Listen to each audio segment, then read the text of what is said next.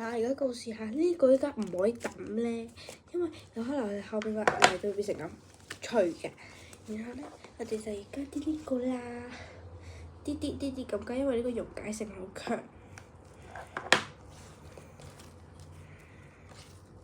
溶咗咧就加洗面奶，或者加牙，唔係溶咗你就加洗面奶。如果係咩啊？如果你係硬個頭，你就加洗衣粉水或者嗰個原裝嗰洗衣粉水或者牙膏。我會建議加牙膏，因為牙膏嘅溶解性好強。你睇咁樣就已經淋入啲啦。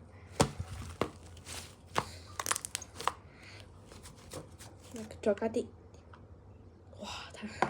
太多咯，哇！太多，佢會直接溢出嚟咯，太多。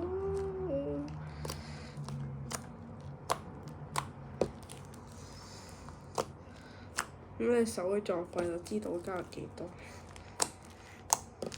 你睇呢個泥嘅狀況。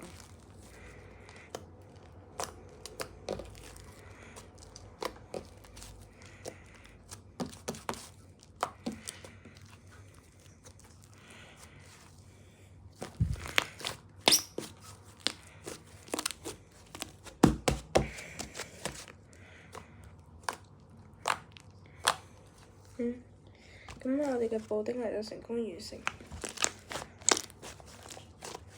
如果你覺得咧，好似仲係唔夠喎，可以減少，繼續加。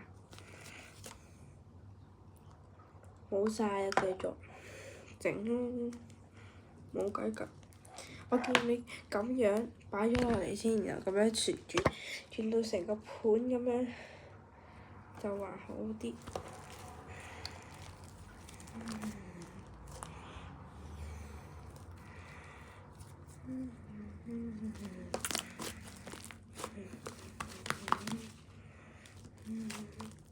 如果你哋覺得呢個泥有啲太硬，你哋都可以加水嘅。